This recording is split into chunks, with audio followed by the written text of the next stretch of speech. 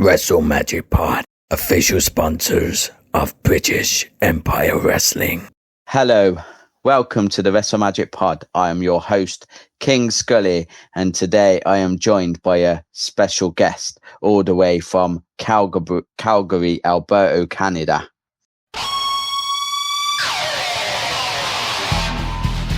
Brett, the Hitman Hart.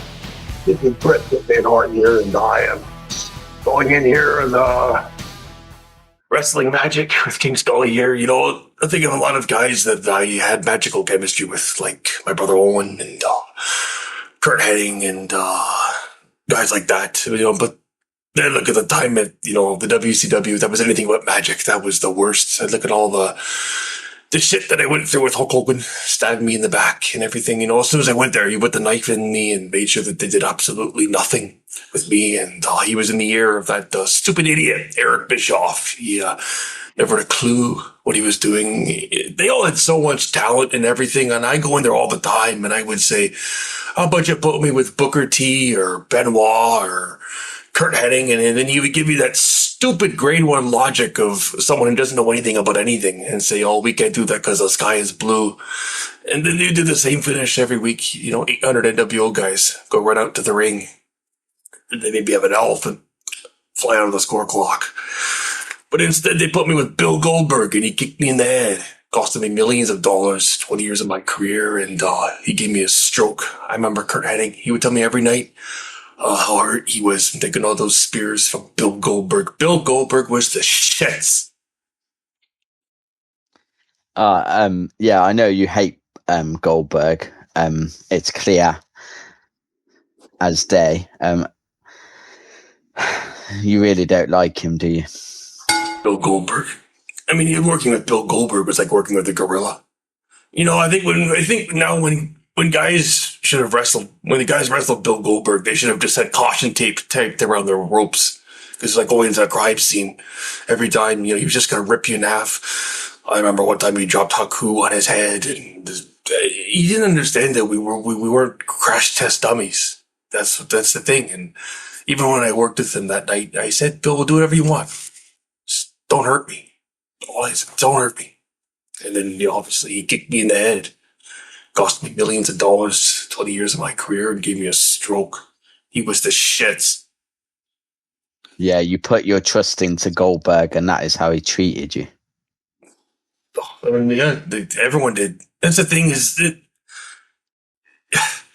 every time you go in there, like you're playing with your life, literally, and you need to have someone who can meet you halfway. And it was just he didn't get it. He was never good from day one. And it was always his opponents who were making him look good, you know, taking the bumps for him every night.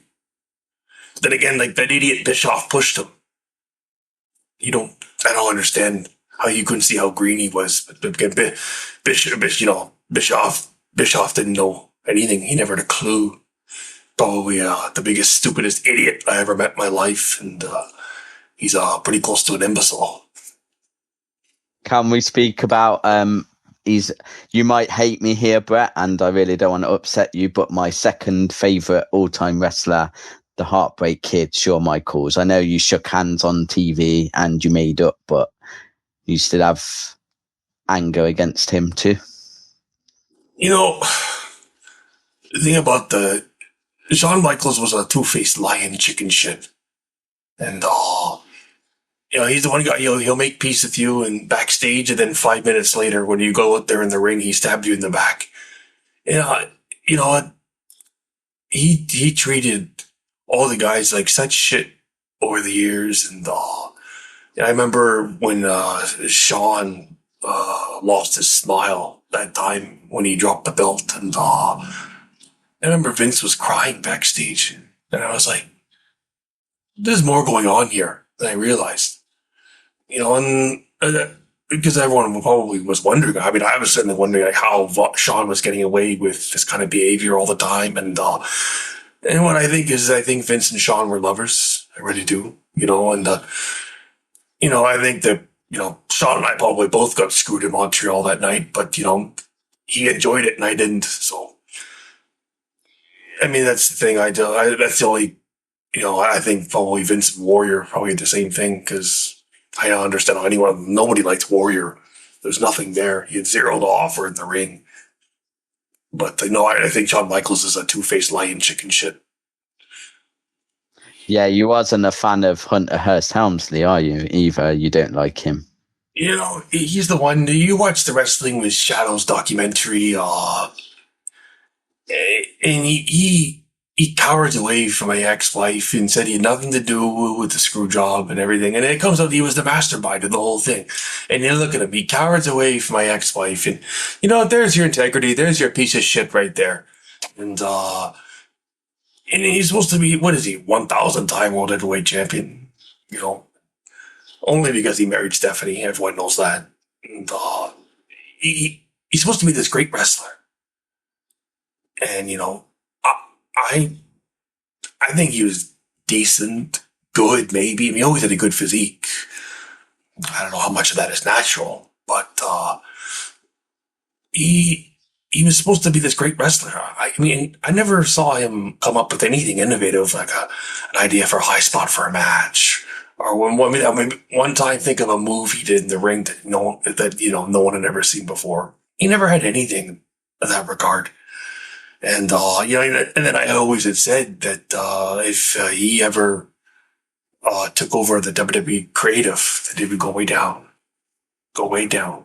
And that's exactly what's happened. If you watch the product now, the product now is lousy, and, it's almost reminiscent of WCW at this point. They love the celebrity stuff now. Like that's what the WCW was doing with, they paid Kiss, $1 million, $500,000 to come out and play a song for a jobber on Nitro that time, and David Arquette win the belt. I mean, you're probably going to see some stupid actor win the belt soon. That the way that the WWE is going now. So, no, I don't have any regard for Hunter. That's why I rolled my eyes at him in the Hall of Fame last year. I think he's a piece of shit, dude, to be honest. So sorry, I was just laughing there because some people would say, Brett, that you're quite bitter and angry at wrestling. Like I always see comments and they're like, "Why is Brett so bitter? Why is he like this?" Would you say you're bitter or just honest? It's honest. I mean, challenge me. Okay, then show me the move that Triple H did was an innovative, creative move. Show me it. It never happened. I mean, there's nothing I'm saying it's not true. Bill Goldberg couldn't wrestle. Bischoff was an idiot. Ric Flair, all he did was this. All he did was do this. I mean, there's nothing I say that's Hulk Hogan. Look at Hulk Hogan. I was, honest when I said he's 9 out of 10 promo, 9 out of 10 look, but he's a 1 out of 10 wrestler. He was. I mean, I always would say, what you gonna do, brother? Right? We know what you're gonna do. You're gonna breathe heavy, look at the crowd, and hulk up.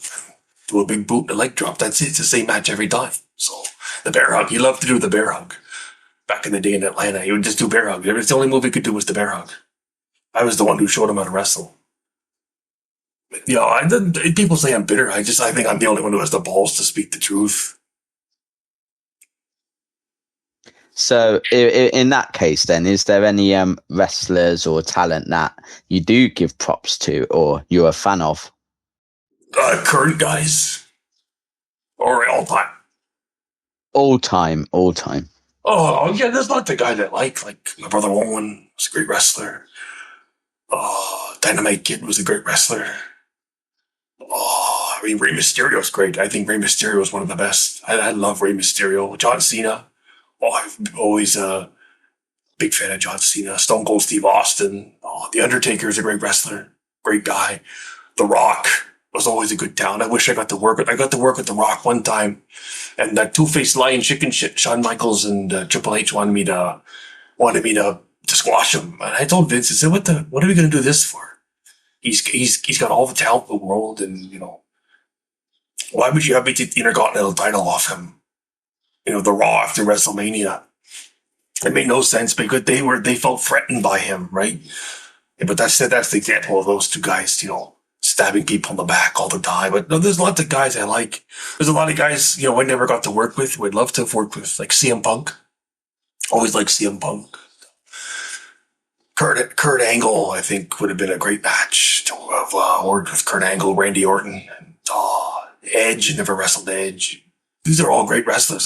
That's the thing. People say I'm bitter, but I always put these guys over who I like. So I don't think that's entirely fair. I think I'm just being honest.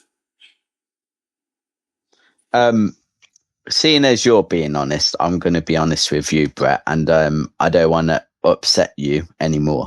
But I was never a big fan of yours. Don't get me wrong, I don't dislike you or anything like that, and I'm very grateful that you've joined us on the Wrestle Magic pod. But Owen, your brother, was one of my favourites. He was class. He had charisma. His heel work was brilliant. Don't get me wrong, I liked your heel work too in about, what was that, about 96, 97, your heel work with the Canadian flag and all that. That was pretty good. But yeah, I didn't want to upset you, but I just thought I'd tell you that I thought Owen was the better guy. I mean, my brother Owen was great, but I mean, you know, as soon as he told me that your second favorite was the two-faced lying chicken shit, Shawn Michaels, I mean, that pretty much says it all, you know, where your taste lies. I guess your taste is similar to Vince. Well, you say that, Brett, but my first favourite, you've give props to him, is The Rock. Second is Shawn Michaels. Third is Scott Hall Ray's Ramon. What did you think of him? Yeah, we had some good matches in the WWE, but I wouldn't take his finish. I refuse to take that finish. That you're gonna have the guy put me over his shoulders and drop me on my head. I refuse to take his finish. Would never do that finish. But I mean, it's too bad what happened to Scott Hall. You know, he was a train wreck, unfortunately. And I mean, the whole clique was a cancer. The whole locker room, the whole thing. I never had much regard for that whole thing. I don't think that any of those guys, especially in retrospect, can really be proud of the whole clique. But I thought, I mean, Scott was, I mean, him and I got along fine, but, and I thought, you know, we did the King of the Ring match. We had the Royal Rumble match too. We had a couple pay-per-views we worked together back in the day. Yeah, you did have some good matches. I remember them. Pretty good matches against Scott Always Ramon. Good matches against Stone Cold Steve Austin. Submission match. Pretty decent at WrestleMania. So yeah, you were pretty decent, but yeah. So I'm not saying you were terrible. You're a lot better than other people. You're just not in my top 10. So sorry about that. I don't know how you can call the match of Stone Cold decent. I mean, the match of Stone Cold is probably the top 3 best match, probably the best match of all time. I don't know why. That's the match you can show to anyone who doesn't understand wrestling, and you say, "Watch this match." That match is a perfect match. That was my match. I produced that whole thing. It was my idea. To have Stone Cold bleed was my idea, and the whole sequence of Stone Cold trying to break the sharpshooter when he's pressing the mat and he's bleeding. That was my idea because I took that from One Flew Over the Cuckoo's Nest when the Chief's trying to move the sink. Like, you gain sympathy for the Chief in that moment. And that's what we wanted the audience to gain sympathy for Stone Cold. So that was the psychology. He called it ring psychology. Some guys get it. Some guys don't. Some guys never will.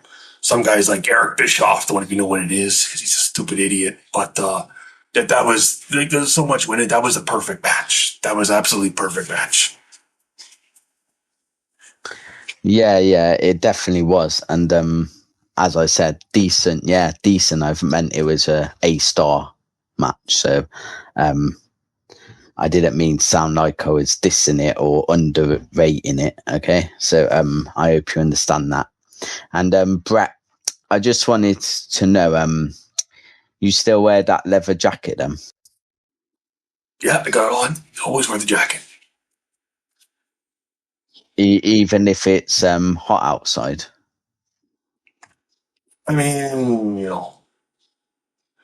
sometimes I do, because I mean, people, that's part of being the hitman, you gotta act the part, you gotta look the part, right? And that's exactly It's just part of the deal. I mean, it's usually so cold in Calgary that, I gotta wear it all the time anyways. But the summer's pretty hot. But no, I always wear the leather jacket because, people recognize me, and I'm still a hero with a lot of people out in Calgary, and I really am the best there is, the best there was, the best there ever will be. And the excellence of execution. That's right. Well, I thank you for joining me, Bret Hart. But Brendan is going to be joining me now, so you need to Right. All right. Thank you for coming on, Bret. That was a great chat, and hopefully we can do it again. Remember, it's the shits, and I can't take it. Okay. I'll remember that.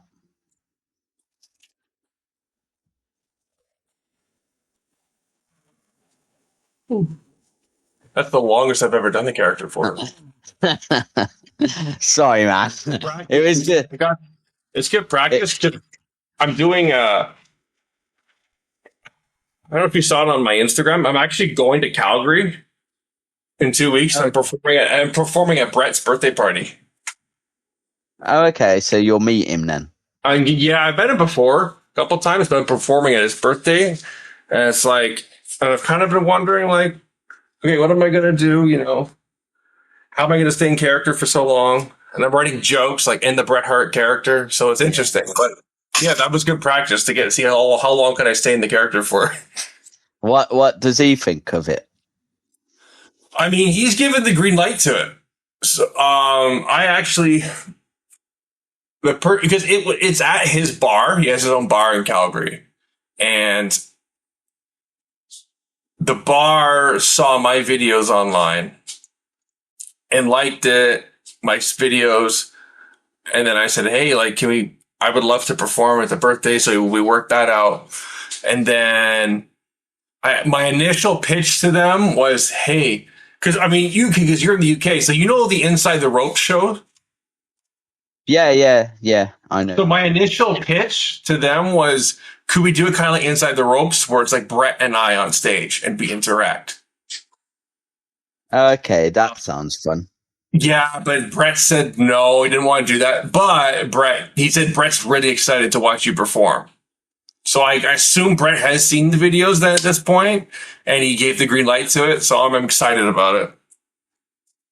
Oh, that's wicked. So when is it you going? 18th of July. So in just over 2 weeks. Oh, okay. That's pretty sweet. Have you been there before? I haven't been to Calgary. I haven't been to Calgary. It's been about 20 years almost. So it's been a long time. But never performed there. This is my first time, so I'm looking forward to it. Yeah, that sounds brilliant. You have to let him know about the Wrestle Magic pod. Maybe he can be a guest one day. I bet he charges like thousands of pounds, I imagine. Yeah, I'm not sure. Yeah. But is he like one of your favourite wrestlers growing up? Yeah, like top 5. Yeah. So, yeah, he was pretty decent, as I said. So, Brendan, should we speak about you a little bit? So, go for it. We always speak about why it was growing up for you, where you grew up, and how you got into wrestling first and foremost. Got it. So I'm from the Toronto area, and how did I get into wrestling? I started watching because I have an older brother, 3 years older than me, and he got into it right when I started watching when I was 3 years old, the first time I watched wrestling. So I was really young. So it was 99. I remember watching Nitro and Raw. So when WCW was on TV, and that's when I started watching. I was 3 years old, and I was really immersed by it. I always liked, I was a big fan of Batman, and I liked X-Men and Spider-Man growing up. So wrestling, what I tell people, is kind of as close as you can get to the comic book characters in real life. right? So seeing that kind of action on TV, I think, is what caught me at the young age. And I've obviously gone through certain phases where my interest level maybe weaned off a bit and increased. But that's how I got into it. My brother was watching, and then I started watching. I remember, like, it wasn't something that was like, like, it was right away. I was hooked like that. Yeah, I was kind of the same, so I see where you came from. I think I was really young as well. I remember I'm a bit older than you, so I think I remember having like VHS tapes. I don't even know if you know what they are. They was around about Yeah, 90s. I had the VHSs too. Yeah, I remember. I remember. Yeah. Yeah, they was annoying, weren't they? You had to press rewind, wait for it to go all the way to the beginning before you can. I know. But yeah, I remember having those sort of things. So, have you like ever tried out wrestling or anything like that? No, and it's never really even crossed my mind to even think about it. No, I've never actually even considered it, to be honest. And Have you? what? To be honest, in the UK, so when I was younger, there weren't a lot of like wrestling schools around here. To be honest, I wouldn't even know where to look back then. But I think now you see a lot more indie shows and everywhere now. So I reckon if I was in this era, it'd be a lot easier. But I would have done it like me and my mate. We used to have some fun little matches in our living room or back garden and all that. Did you ever do anything like that? Yeah, you do that. You pull the couches out and use the pillows as chairs and stuff. Yeah. I remember one time I actually did take a milk crate to the nose. But yeah. Yeah. I bet that hurt, didn't it? Yeah, I remember you have like those old like plastic and styrofoam Jack's Pacific wrestling belts from like 98, 99. And I'd be wrestling my brother for those. Yeah. Yeah, I remember with my fake belt, I think we was having a match and he came out first. He was John Cena. We didn't know who we was going to be. We did it as a surprise on the like music CD or whatever. And then I chose Stone Cold and we just went with the flow. And I mean, how we did it, we didn't have any idea how we was going to do it. And I just ran down. It wouldn't happen in real life, but I just ran down, started punching him, did the Luther's press, picked him up, stunned him, pinned him 1, 2, 3. And then when he got up, I smacked him in the face with the belt, like like a proper like that. And his nose like busted open. Oh, really? But it was all fun. It was like, it really looked good, if you get what I mean. I think his dad's got it on camcorder somewhere. Like, oh, really? Yeah. Might have to get him to find it out, but yeah. So, something else I like to ask guests like yourself is obviously you said Brett's in your top 5. Who would be your others? Because I think that's like a good thing. Yeah. Sting, The Undertaker, Brock Lesnar, Stone Cold Steve Austin, and then like Brett and The Rock would be like my top 6.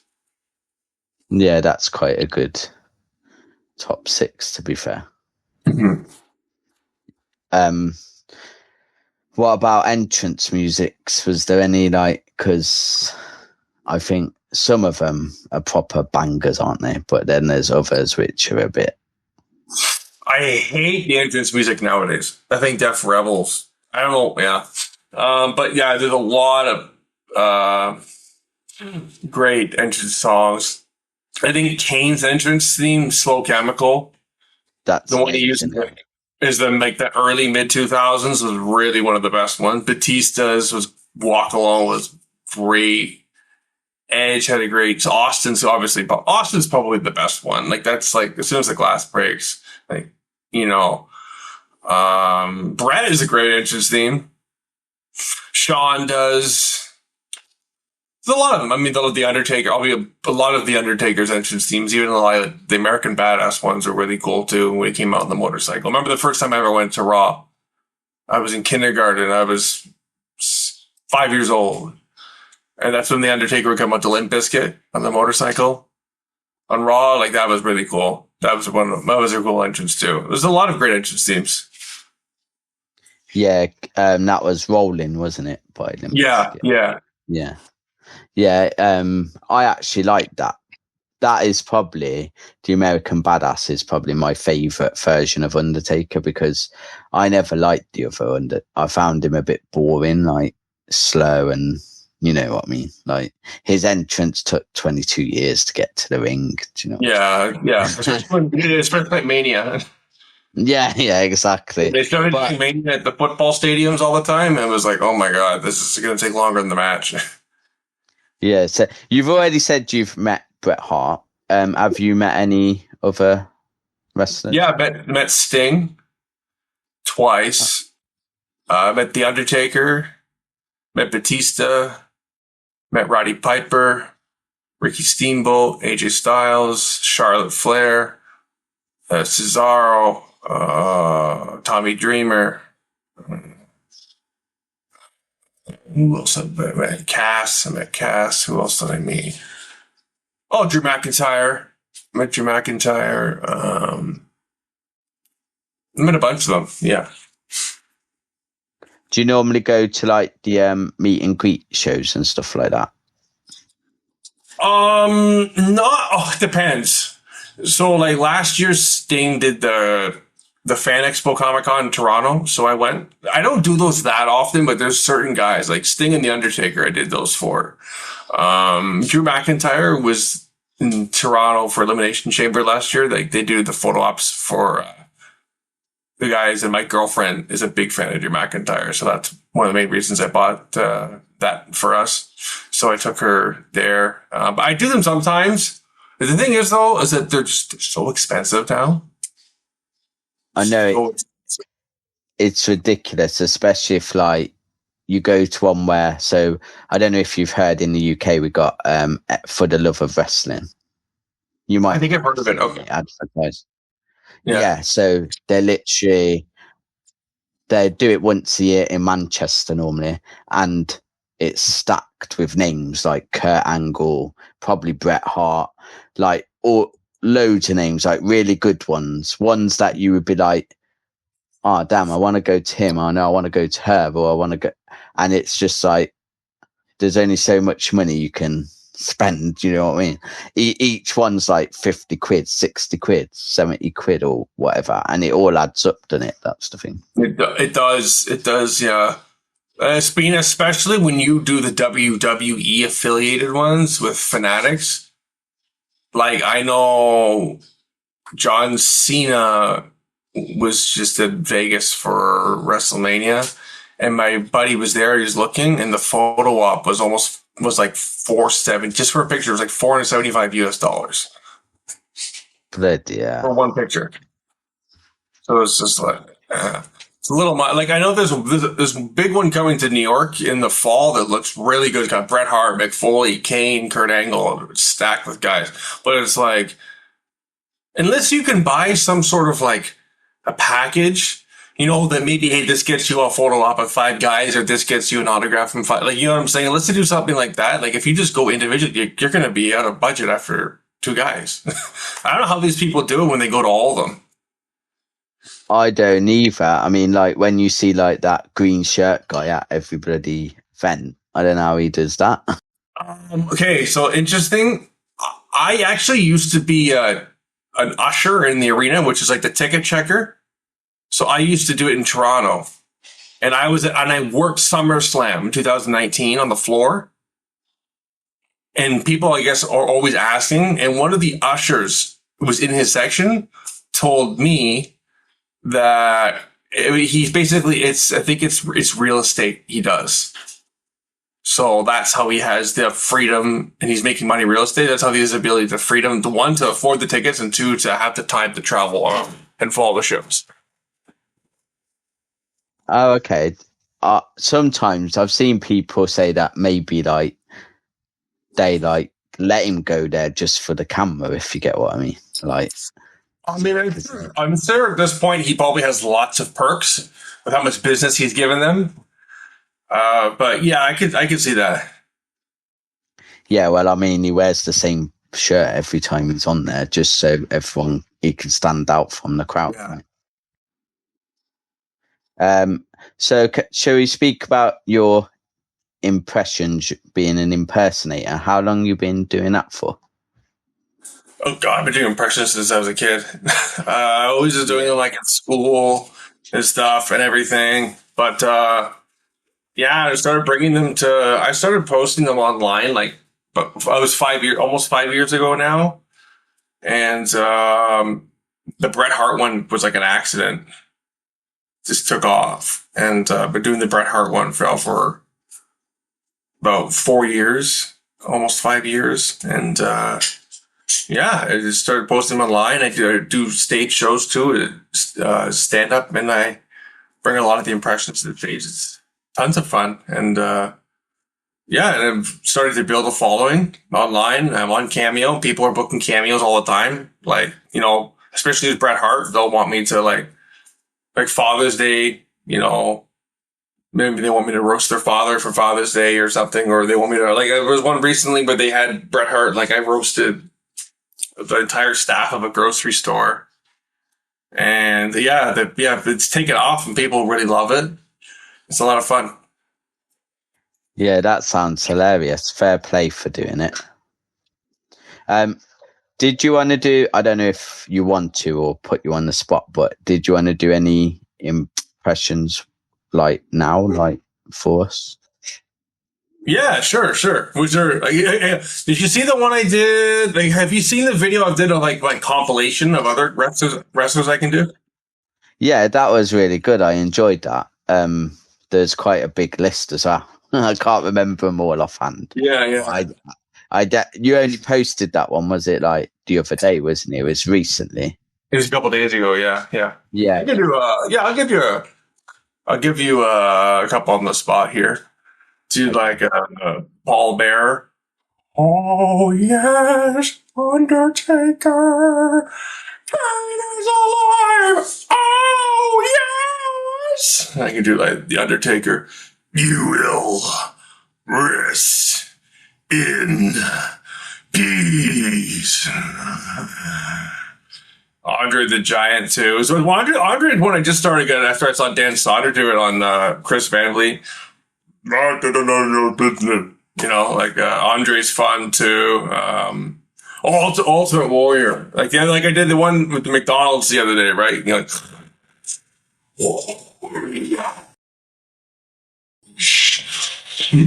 want to feel the power of the 6-piece Giant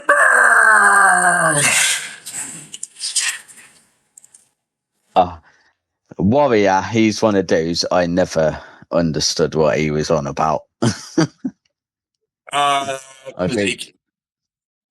Physique and promo. But with his promos, as a youngster, I'd be like, what is he on about? Like, what? He's going on about cocaine. Yeah, I think he is. Yeah, I'd agree with that.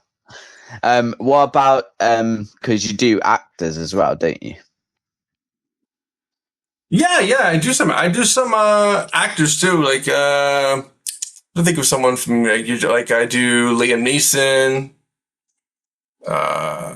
Who else did I do? Clint Eastwood. Who do you want to hear? Wow. Let's hear Clint Eastwood because he's brilliant. Oh, okay, yeah.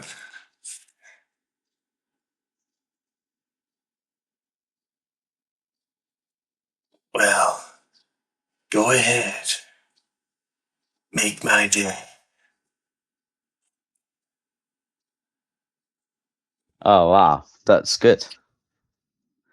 I'm surprised you ain't got bigger yet. I think you will. Yeah, I get that a lot. So I have more followers on TikTok.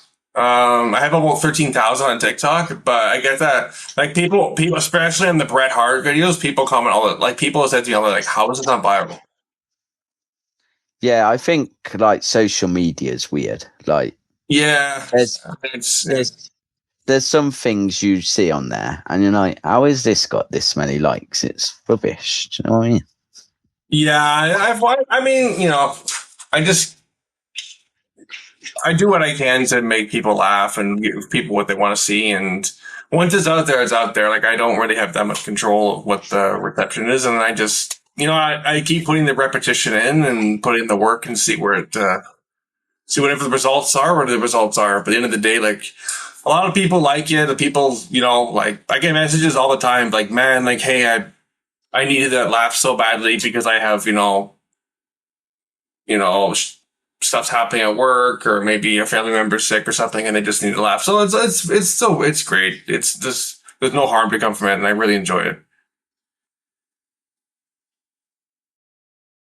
How long you been on TikTok for? 'Cause 5 years. 5 years. What do you think of it? Because so obviously we got the WrestleMagicPod on TikTok. Yep. We've been on it. We've only been going officially about a year. And we've interviewed a lot of people, a lot of wrestlers and referees and whatever. And I also do my own things. And normally I'm just doing like trying to impersonate a singer. Like I've done like Liam Gallagher from Oasis, or I've done Axl Rose from Guns N' Roses. And you're a vocalist too? Not really. I kind of do it to mess around, like more for fun. And gotcha. But I can kind of do their voices, if you get what I mean. Yeah. Are you a Metallica fan? I am a Metallica fan. I think one of my biggest, like, other than Brett, like, my biggest one right now is probably, even it's actually doing better than Brett right now, is Lars Ulrich. Did you want to do that one? I have seen it. You don't have your toothpick though, do you? I don't have my toothpick. I have to go get it. Nah, don't worry about that. Here with King Scully, kind of like King Nothing off Load. That's right. That's right. We made Load with Jason, and then shortly after he left the band, left the band with a period, exclamation point. Then they streamed all the Load songs on Napster. Those pricks at Napster stole Metallica's music. That's right. But over and out. And we'll see you out there. Yeah, that's pretty good. Metallica, I think they're touring in the UK. The UK right now. My girlfriend's going to London next week. Oh, is she? Yeah, I wouldn't mind seeing them.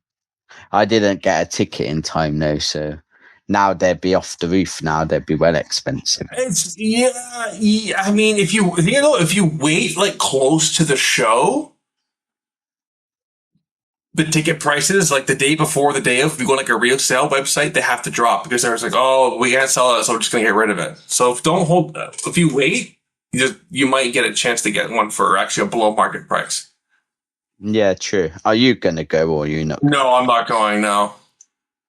You're a big fan of them. Yeah, huge Metallica fan.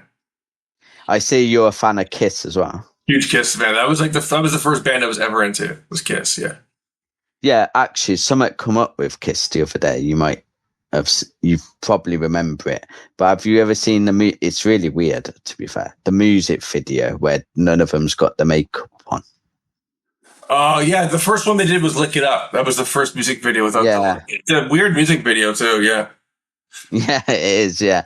And it came up again the other day, like when you're scrolling. Whatever. Yeah. And I started, and I was just, and all the comments is like, no wonder they wore makeup and stuff like that. But it's a bit like weird, isn't it? I suppose. Yeah.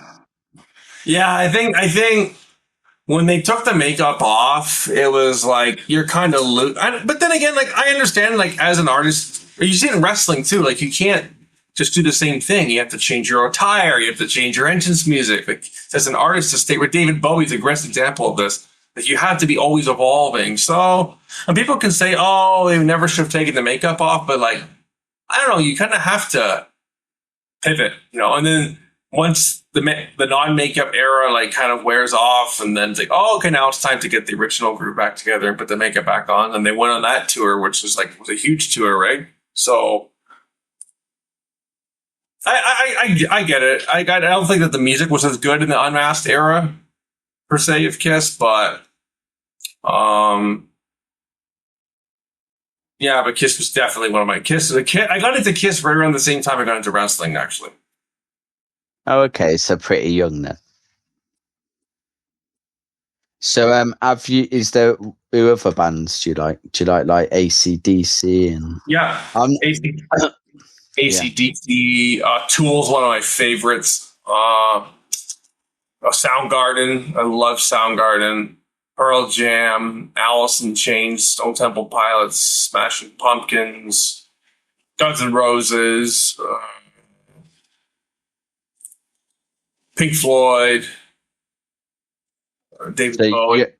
You're more like, I'd say, old school rock. Old school. So The Doors are one of my favorites. So like 60s to 90s. Yeah, I can see that. I'm kind of the same. I mostly listen to rock music, to be fair. Gotcha. It's quite good when you find a new band to listen to as well. And sometimes, I don't know if you've noticed, but Instagram's quite good for that. You get an advert of a band you've never heard of. Really? Okay. Yeah, like, I don't know what it's like for you over there, but on my Instagram, like, there's been a couple of bands now that I found that I've never heard of, like, not gone mainstream or nothing like that. Really? Okay. Yeah. That's good. Yeah, that's good for bands, because then they're getting that. The algorithm works in their favor, and they're leveraging social media to get more of a following. Yeah. So, did you want to do King Scully's quiz show? Let's try it out. Okay, I'll get the questions now. Welcome to King Scully's quiz show. Wrestle Magic. So here we go. So this is obviously you're a fan of Bret Hart, so hopefully you'll be all right. But don't worry, there's no prizes, unfortunately, and we won't be mad if you get them all wrong. So the first question is, what famous wrestling promotion was run by Bret's father, Stu Hart? Stampede Wrestling. Ding, that is correct. Okay, so the second question is, who did Bret Hart defeat in the finals to win the first ever televised King of the Ring pay-per-view in 1993? Bam Bam Bigelow. Ding! Too easy. And this one, you're like this one. Which superstar did Bret Hart defeat to win his first WCW World Heavyweight Championship in 1999? Chris Benoit. It was Goldberg for the vacant title. Goldberg. But he beat Benoit Mayhem in Toronto. But so Bret Hart had it twice? I believe so. I thought it was just... Unless I've been lied to by AI. Yeah, it was sort of... Who did Bret Hart... I know Benoit. It was vacant. Yeah, I remember Benoit as well, so I was quite surprised at this, but because I seen the name... I don't remember seeing Bret Hart beat Chris Benoit. Bret Hart beat Goldberg. No. I mean, you might be right. Maybe I should scrap my quiz show.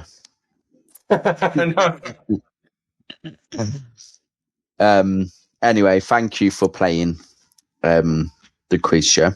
So we haven't got long left now. So Okay.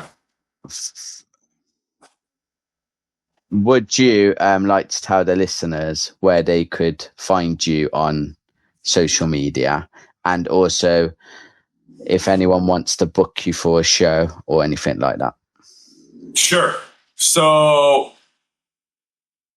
social media, like Instagram _ Brendan, BRENDAN, Malloy, MALLOY. That's my Instagram username. That's my TikTok handle as well. You can search me up online on YouTube as well. I post on there, almost 6,000 subscribers on there currently.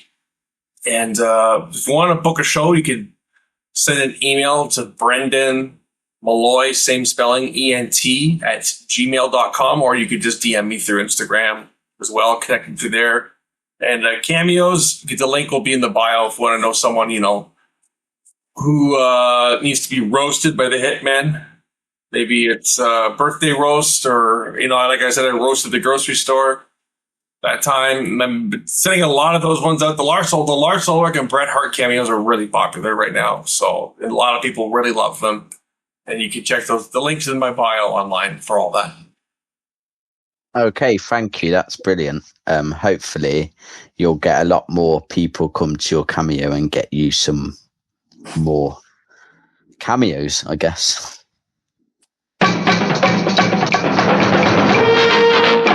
Wrestle Magic.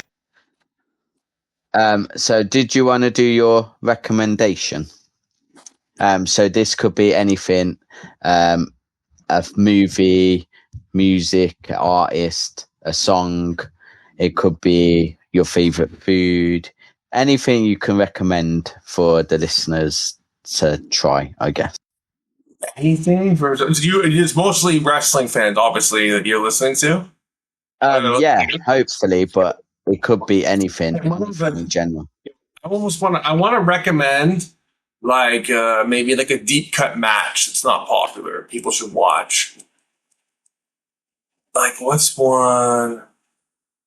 Do you know what's a great match? Do you know what? Do you have a lot of listeners in the UK? Obviously, with big UK base. Well, that's the thing. I'm from the UK. My co-hosts are American, so Gotcha. my producer is American. So, and we also have a very good relationship with Japanese. So we've had a lot of Japanese wrestlers on the show, including the Great Muta. Really, you guys met on the show? That's yeah, really we've got Muta. Yeah, Maverick interviewed him. He's interviewed Taka Michinoku, Bull Nakano. The list is massive. Jumping Bomb Angels. We've interviewed them. So I just saw the highlights of this match of the day, and I encourage everyone to look this one up. It was really cool. It was Japan, 1992. The Steiner brothers versus Bam Bam Bigelow and Vader. Watch that match. It's excellent. Watching how strong and athletic the Steiners were, but also how versatile and athletic Bam Bam Bigelow and Vader were for their size, and especially them working as a tag team. It was really cool to watch. So that's my recommendation. Is check out. It's 1992 Japan. It's the Steiner brothers versus Bam Bam Bigelow and Vader. Watch that match. Okay, thank you very much. That's brilliant. And my recommendation, do I even have one? What have I got for you? What have I even? So I went to the cinema on, what day are we today? We're Friday. And I went to the cinema on Wednesday and I seen Toy Story 5. So I'm a fan of the Toy Story series. I don't know if you've watched any of them. Oh, yeah. That was huge when I was a kid. Yeah, I love Toy Story. Yeah. Yeah, so I took my kids. We've currently got a heat wave in the UK at the moment. It's horrible. Yesterday was like 34 degrees or something like that. Oh, wow. And on Wednesday, we thought we'll go to cinema. They'll have aircon in the cinema. And they didn't tell us, which was annoying. And the aircon wasn't working. Oh, gosh. We was already there. We've already paid for our tickets, bought the popcorn. My wife's there with her little handheld fan. My kids all have their handheld fans. Not that they do anything, really. They just blow air, don't they? But the film itself is really good because basically the toy is quite good because the toys are literally like Woody and everyone fighting with technology. So obviously, that's a relevant point too. Yeah. Yeah, so like all the kids on there, they're not playing with toys anymore. They're playing with iPads and phones and whatever. Kids don't play toys anymore. I think a lot of the toy like you look at even what WWE's doing, like they're bringing back the LJNs now. You see Mattel like has released the LJN, like re-released them. Like a lot of adults are clinging to that nostalgia now. The kids don't as much play with the toys as they used to. Yeah, which did you used to play with wrestling figures and stuff? So I collected them as a kid. I have a box in my parents' basement, like just got like 100 of them in there, rammed in there with all like the ladders and the chairs and stuff that came with them. And I collect them as a kid loose. Sometimes I still collect them in the package because I like to get them signed. So I have a few wrestling figures autographed as well. But yeah, growing up as a kid, man, I like those. I loved that's when Jack Specific was making them. That was like late 90s into like the mid 2000s. Yeah, they was quite good. I remember having those ones as well. I also remember having like the Hasbro ones as well. But yeah, that's before my time. Those I know a lot of people collecting those. Yeah. Yeah, I had a lot of them, but unfortunately, someone stole them from my mum's garage. So, oh wow, that's unfortunate. As an adult, so she had them she was storing them in a garage for me. But I would have now my boy's 10 years old. I would have given all of him. Yeah. So it's a shame, really. I had loads of them, but. Never mind. And before you go, can you do one more impression? Because this is for my co-host Maverick. He asked if you could do a Macho Man Randy Savage. Yeah. What you mean here? The cream of the crop, yeah. I'm better than you, yeah. Ooh, yeah. Thank you very much, Brendan. And thank you for being on the Wrestle Magic Pod. So I'll end it how I always end it. Follow Brendan, of course. Follow the Wrestle Magic Pod. Watch, listen, and subscribe to both our YouTube channels. That would be great. And that's it. The end. King Scully has spoken.